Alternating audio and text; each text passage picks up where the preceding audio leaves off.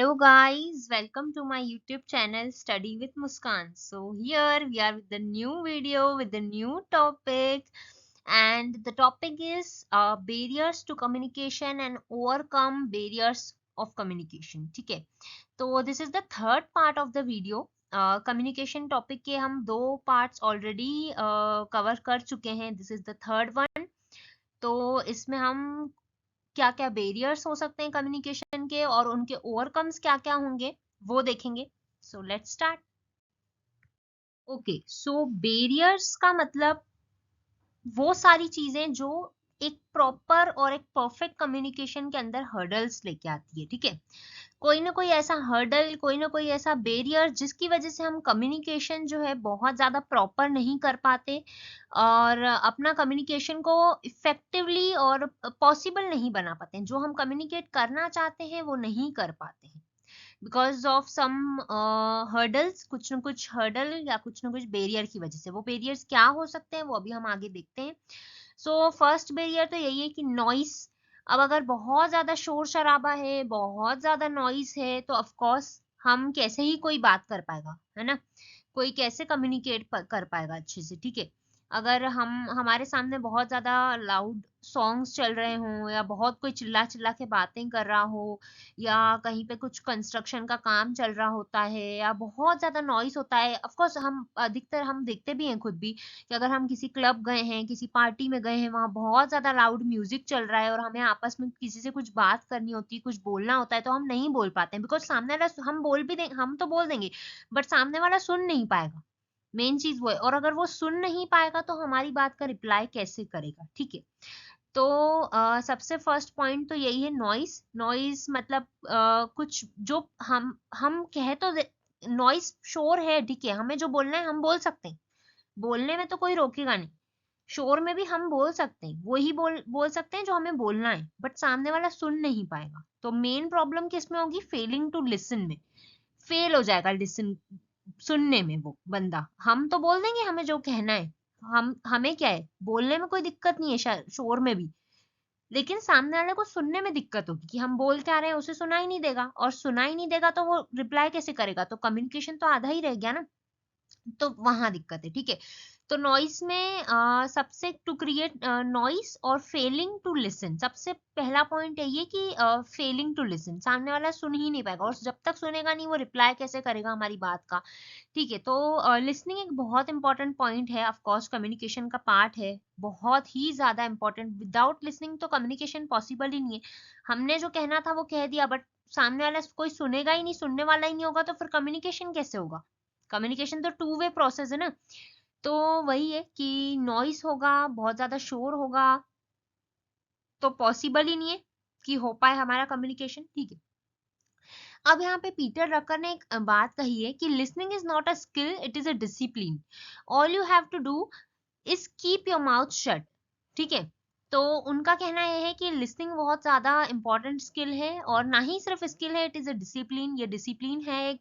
और इसके लिए आपको सुनने के लिए, ये सबसे ज्यादा ज्यादा इंपॉर्टेंट बात है कि सुनने के लिए पहले हमें चुप रहना होता है. ठीक है, तभी आप किसी और की बात सुन पाते हो.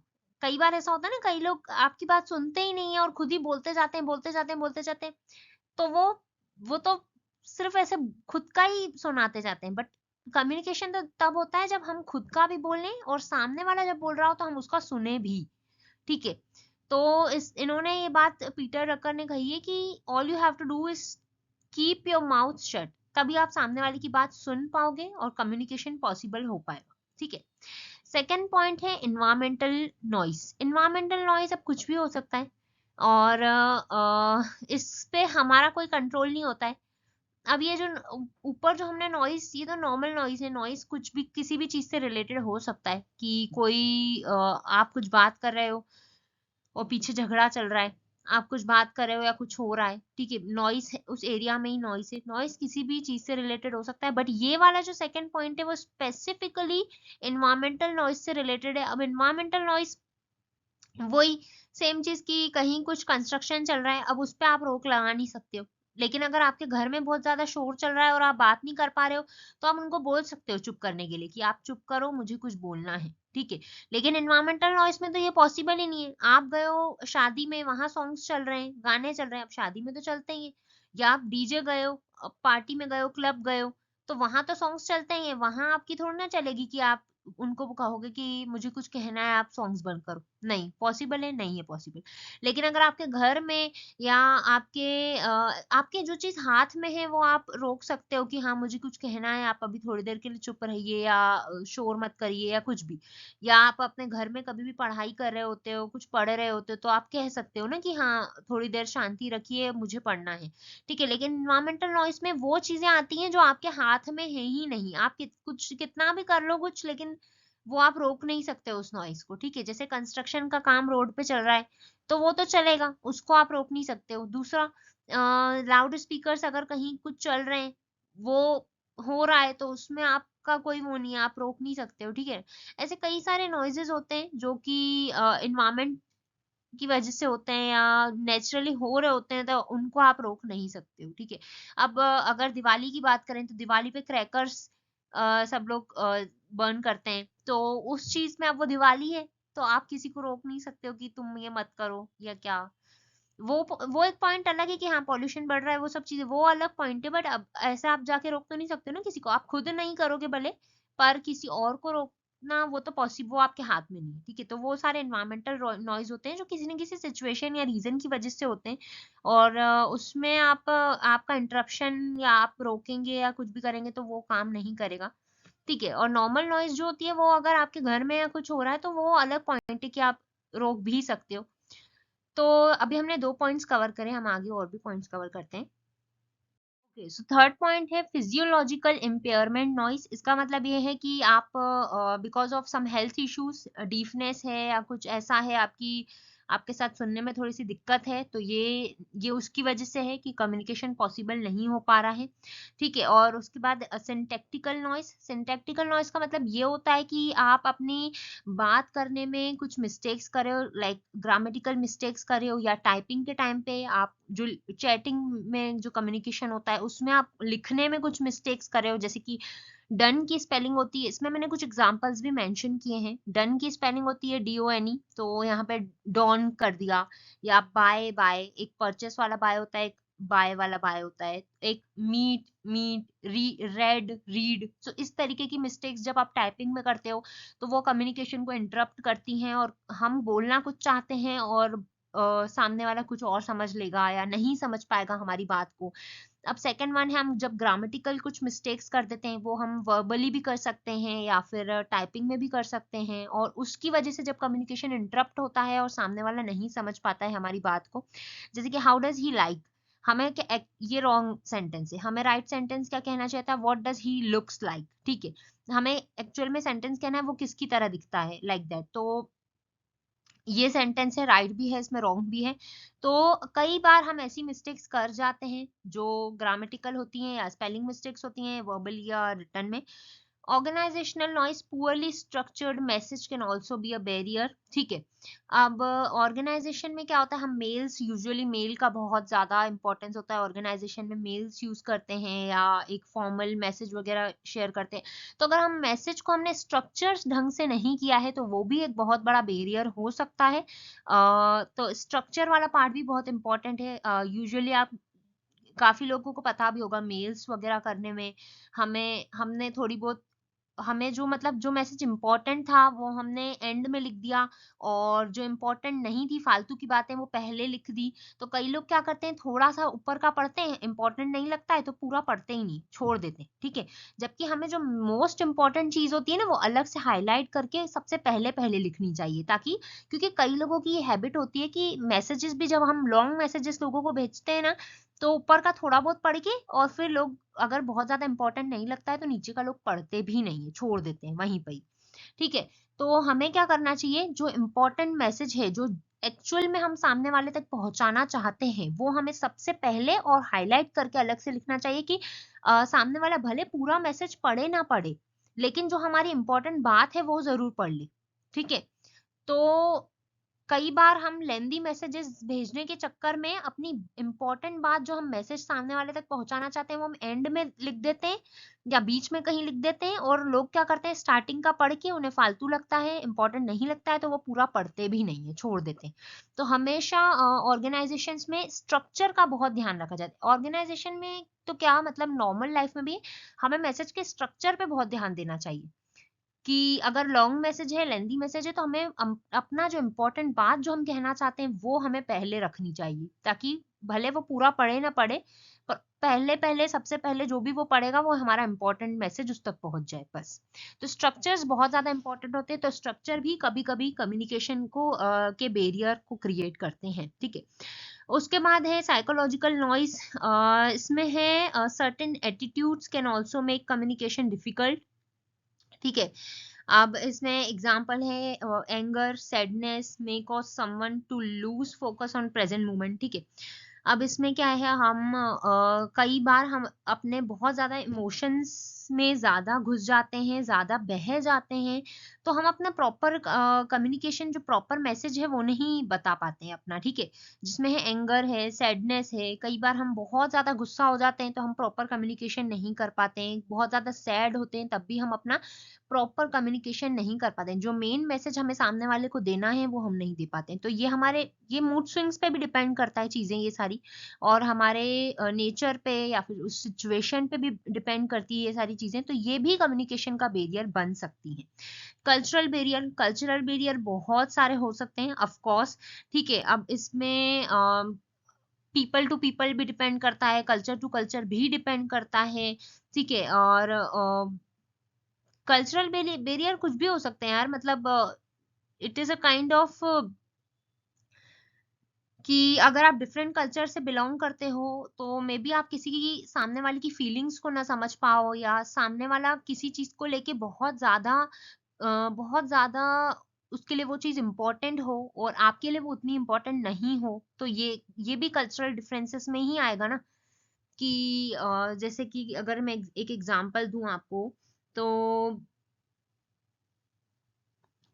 सपोज अगर हम किसी फंक्शन की या किसी पूजा की या किसी ऐसे रिलीजियस थिंग की बात करें, उसमें हमें लगता है कि कोई चीज हमारे लिए बहुत ज्यादा इंपॉर्टेंट है, पर सामने वाले को बिकॉज ऑफ कल्चर वो उतनी इंपॉर्टेंट नहीं लगती है, ठीक है। अब सपोज किसी फंक्शन में हमें लगता है कि हमें रेड साड़ी ही पहनना है और रेड साड़ी ही पहनना इंपॉर्टेंट है, ये है वो है, बट सामने वाले को लगता हो कि नहीं इतना इंपॉर्टेंट नहीं है due to difference of culture, कि ऐसा ही यही क्यों करना है। तो मतलब ये एक बहुत छोटा सा एग्जांपल है, ऐसे बहुत सारी चीजें हो सकती हैं।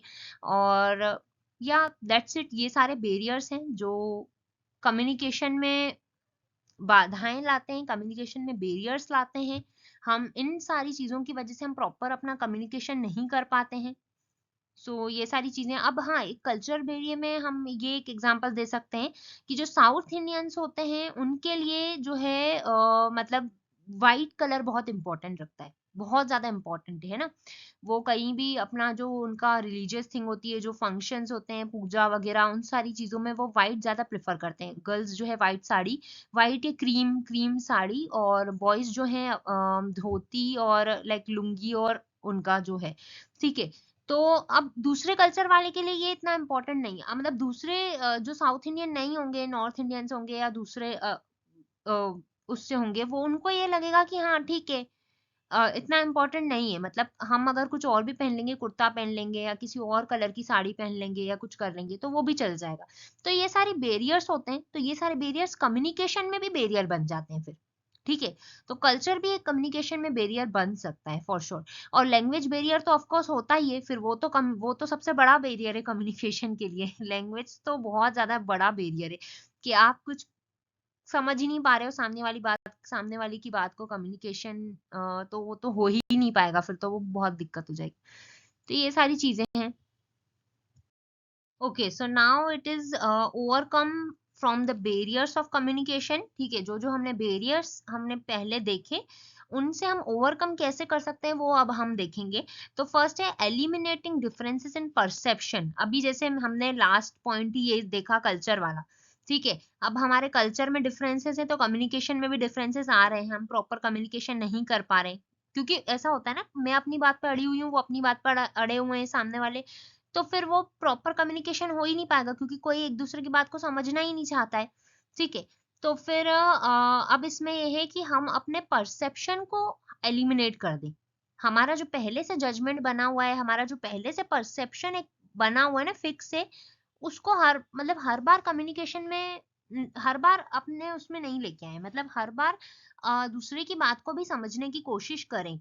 जैसे अभी इसमें कल्चरल वाला हमारा जो बैरियर था, मैं उसके कल्चर को नहीं समझ रही हूँ, वो मेरे कल्चर को नहीं समझ रहे हैं, तो फिर कम्युनिकेशन भी ढंग से नहीं हो पा रहा है, कुछ ढंग से नहीं हो पा रहा है। ठीक है, तो फिर हम अपने जो परसेप्शन है उसको साइड में रख के और फिर समझने की कोशिश करें। अब अगर हम इसको ऑर्गेनाइजेशन के पॉइंट ऑफ व्यू से समझते हैं, तो ऑर्गेनाइजेशन के पॉइंट ऑफ व्यू से क्या होता है कि हमने अपने उस प्लेस पे, जिस भी एक पोजीशन पे हमने राइट बंदे को हायर किया है कि नहीं, राइट जॉब, मतलब सपोज हमने एचआर की पोजीशन के लिए किसी को हायर किया है, और फिर बाद में हमें ये अब सपोज हमने अभी न्यू बंदे को हायर किया और पहले से वहां पे जब कोई करता था, तो हमें ये परसेप्शन नहीं बना के बैठना है, ये परसेप्शन नहीं लेके चलना है कि वो पहले जो था वो तो ऐसा करता था, ये तो ऐसा कर रहा है, क्योंकि सबका वे ऑफ वर्किंग अलग होता है।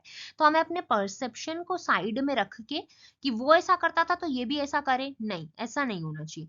हर हर पर्सन का वे ऑफ डूइंग वर्क अलग होता है। ठीक है, तो ये चीज फिर हमें अपना परसेप्शन को साइड रखना चाहिए और फिर हमें उसको दूसरे पर्सन को देखना चाहिए।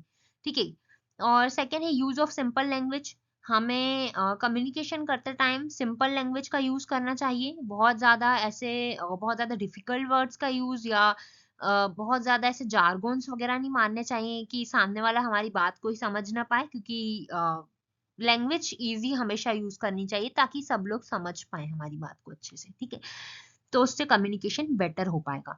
Reduction and elimination of noise level. Noise का लेवल जितना कम होगा, ऑफ कोर्स शांति में अच्छे से बात हो पाती है, ऑफ कोर्स कम नॉइज होगा तो बात अच्छे से हो पाएगी, कम्युनिकेट अच्छे से हो पाएगा, हम जो कहेंगे सामने वाले को अच्छे से सुनाई देगा, वो समझ पाएगा, रिप्लाई कर पाएगा। फोर्थ है active listening. Active listening of course, अगर मैं कुछ भी बोलती जाऊं, भले नॉइज हो नहीं हो, वॉटेवर, ठीक है, भले शांति हो, लेकिन मैं कितना भी कुछ बोलती जाऊं, सामने वाला वहां पे फिजिकली तो वहां पे है लेकिन मेंटली वहां पे है ही नहीं, वो मेरी बात को सुन ही नहीं रहा है, तो फिर तो कम्युनिकेशन हो ही नहीं पाएगा, भले कितनी भी शांति हो, लेकिन सामने वाला फिजिकली तो मेरे सामने है लेकिन मेंटली तो कहीं और है, तो फिर वो मेरी बात को जब सुन ही नहीं रहा है तो कम्युनिकेशन हो कैसे पाएगा? Not possible. ठीक है, तो लिसनिंग एक बहुत इंपॉर्टेंट पॉइंट है, बहुत इंपॉर्टेंट चीज है कम्युनिकेशन में।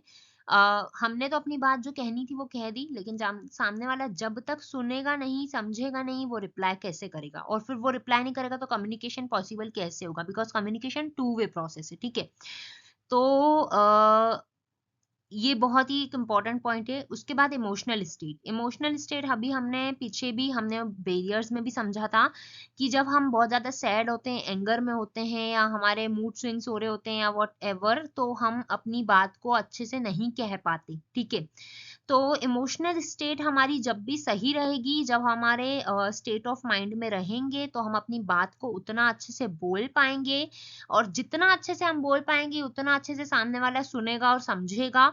तो इसमें सारी चीजें वो करती हैं, आती हैं, बॉडी लैंग्वेज, आपका मैसेज जो आप कह रहे हो। अब ऐसा भी होता है कई बार मैं कह कुछ रही हूँ, मेरी बॉडी लैंग्वेज कुछ और ही बता रही है, मतलब दोनों मैच ही नहीं कर रहे हैं, मेरे हाथ कहीं और जा रहे हैं, मैं बोल क्या रही हूँ, बोल इधर देख के रही हूँ, हाथ उधर जा रहा है, तो ये चीज नहीं, ये फिर वो तो कम्युनिकेशन बिल्कुल ही खराब हो जाएगा। तो अपना इमोशनल स्टेट जो है, अपना मेंटल स्टेट जो है, वो अगर सही रहेगा तो हम उतने अच्छे से अपनी बात को कह पाएंगे, सामने वाले को समझा पाएंगे। ओके, सो सिक्स्थ पॉइंट है सिंपल ऑर्गेनाइजेशन स्ट्रक्चर। तो ऑर्गेनाइजेशन स्ट्रक्चर की बात यहाँ पे इसलिए करी गई है कि कई ऑर्गेनाइजेशन में क्या होता है, कम्युनिकेशन कैसे होता है कि अगर एक लोअर लेवल वाले बंदे को कोई बात अपनी कहनी है डायरेक्ट बॉस से, तो उसके बीच में उस बंदे के बीच में और बॉस के बीच में 50 लोग और आ जाएंगे। वो अपने मैनेजर को बोलेगा, वो उसके मैनेजर, वो उसके मैनेजर, वो उसके मैनेजर, वो उसके मैनेजर, ऐसे करते करते बॉस तक बात पहुंचेगी, तो बात ही वो जो जेन्युइन जो एक्चुअल बात होगी ना उसमें 10 बातें और ऐड हो जाएंगी, और अगर मान लो ऐड नहीं भी होती हैं तो वो हर किसी का way of communication, way of अपने अपने बात करने का तरीका, अपनी बात को रखने का तरीका अलग होता है, ठीक है। हो सकता है उसने किसी और तरीके से बात बोली हो और बॉस तक जो बात पहुंच रही है वो किसी और तरीके से पहुंच रही है। तो जो स्ट्रक्चर होता है ना कम्युनिकेशन का, वो हर ऑर्गेनाइजेशन में बहुत सिंपल होना चाहिए, शॉर्टर होना चाहिए, रेदर देन बहुत ज्यादा लेंदी और टाइम कंज्यूमिंग के, ठीक है। जितना छोटा होगा उतनी बात सही तरीके से पहुंचेगी, जो जेन्युइन बात होगी वो पहुंचेगी। और ज्यादा से ज्यादा एक या दो बंदे बीच में होने चाहिए। अगर बहुत ज्यादा लोअर लेवल का एम्प्लॉय है और बहुत ज्यादा या बहुत ज्यादा फ्रेशर है और बॉस बहुत बॉस है, बॉस तक कोई बात पहुंचानी है, तो बीच में दो या तीन या एक या दो जने होने चाहिए। ऐसा नहीं कि बहुत लंबी प्रोसेस चल रही है, जो स्पैन ऑफ कंट्रोल है बहुत ज्यादा लंबा चल रहा है, तो ऐसा नहीं होना चाहिए, फिर तो वो बात ही गलत जाके पहुंचेगी सामने वाले तक, ठीक है। तो काफी सारी ऑर्गेनाइजेशन बहुत लेंदी और बहुत ज्यादा टाइम कंज्यूमिंग वाला फॉलो करती हैं, बट ऐसा नहीं होना चाहिए, शॉर्टर और सिंपल होना चाहिए जो ऑर्गेनाइजेशन का कम्युनिकेशन का स्ट्रक्चर है। Give constructive feedback. अब कंस्ट्रक्टिव फीडबैक ये है कि कई बार ऐसा होता है ना कि ऑर्गेनाइजेशन की बात कर रही हूँ, कई बार हम अपना कोई पॉइंट रखते हैं या हम अपनी कोई बात रखते हैं और उसका जो फीडबैक है वो हमें नेगेटिव आके मिलता है, तो हम हो जाते हैं डीमोटिवेट। उसके बाद फिर हम अपनी बात कभी नहीं रखते, हम सोचते हैं कि क्या पता उनको हमारी बात अच्छी लगेगी या नहीं, या मैं मेरे मैनेजर को सबके सामने अगर मैं सबके सामने कोई बात रखती हूँ और उसका मुझे नेगेटिव फीडबैक मिलता है, तो नेक्स्ट टाइम से मैं दो बार सोचूंगी, दो बार सोच के फिर बोलूंगी, ठीक है। तो ये एक डिमोटिवेशन वाला पॉइंट आ जाता है। तो हमें हमेशा जो फीडबैक है, अब ऐसा भी नहीं हो सकता है कि हर बार पॉजिटिव मिले, बट ये है कि एकदम से किसी को नेगेटिव अगर आप बोल देते हो, कर देते हो ना, तो वो बंदा डीमोटिवेट हो जाता है। तो ये चीज नहीं होनी चाहिए, ये चीज इस मतलब एक ये एक भी एक बैरियर है, तो हम इससे फिर ओवरकम करना चाहिए। इससे हम ओवरकम कैसे कर सकते हैं कि हम उसे या तो पर्सनली जाके बताएं फीडबैक, ठीक है, या फिर हम उसे थोड़ा एक अलग वे में इस तरीके से बोलें कि उससे बुरा भी ना लगे और नेक्स्ट टाइम के लिए वो और डिमोटिवेट ना होके मोटिवेट हो जाए अपनी बात को रखने में, ठीक है। Proper media selection. तो अब ऑर्गेनाइजेशन में अगर बहुत ज्यादा सिंपल और बहुत ज्यादा शॉर्टर मैसेज है तो हम फेस टू फेस भी कन्वे कर सकते हैं, हम मीटिंग्स के थ्रू भी बता सकते हैं। लेकिन बहुत ज्यादा लंबा और बहुत ज्यादा टाइम कंज्यूमिंग कॉम्प्लेक्स मैसेज है तो फिर हम उसका मेमोज या नोटिस का यूज करते हैं, ताकि सब पूरा अच्छे से पढ़ भी लें, सारी इंफॉर्मेशन हम दे पाएं और प्रॉपर तरीके से दे पाएं। और कई बार ऐसा होता है लेंदी मैसेजेस में कि लोग भूल भी जाते हैं, एक चीज याद रहती है, दो चीज याद रहती है, लेकिन जब इंपॉर्टेंट चीजें ही 15-20 होंगी तो उसमें से ज्यादा हम कितनी याद कर पाएंगे, 8-10 याद कर पाएंगे, पूरी 15-20 तो याद रहेंगी नहीं। लेकिन लिखा हुआ रहेगा हमारे पास, तो हमें सारी चीजें बार बार पढ़ने में आएंगी, हम बार बार चेक भी कर सकते हैं, पढ़ सकते हैं। तो मीडिया सिलेक्शन का भी एक बहुत ज्यादा इंपॉर्टेंट पॉइंट है। ये भी एक ओवरकम ही है, क्योंकि अगर हमने लेंदी मैसेज सबके ऐसे मतलब बोल के बता दिया फेस टू फेस या मीटिंग में बता दिया, तो वही है कि सबको पूरी बात तो याद रहेगी नहीं, 8-10 बातें याद रहेंगी, 15-20 तो रहेंगी नहीं। लेकिन लिखा हुआ रहेगा तो हम बार बार खोल के जाके देख सकते हैं, प्रूफ रहेगा। प्लस भूल भी गए तो क्या हो गया, बाद में देख सकते हैं ना, हमारे पास चीज रखी हुई है, लिखी हुई है। तो वो चीज है, तो ये सारे ओवरकम्स थे और काफी सारे हमने बैरियर्स भी देखे, और उन बैरियर्स से हम कैसे उभर सकते हैं, कैसे ओवरकम कर सकते हैं, हमने वो भी देखा। Thank you guys. Thank you for watching my video, and please do like, subscribe and share Study with Muskan channel. And yeah, please do comment as well if you have any query and any topic you want to suggest me. So thank you.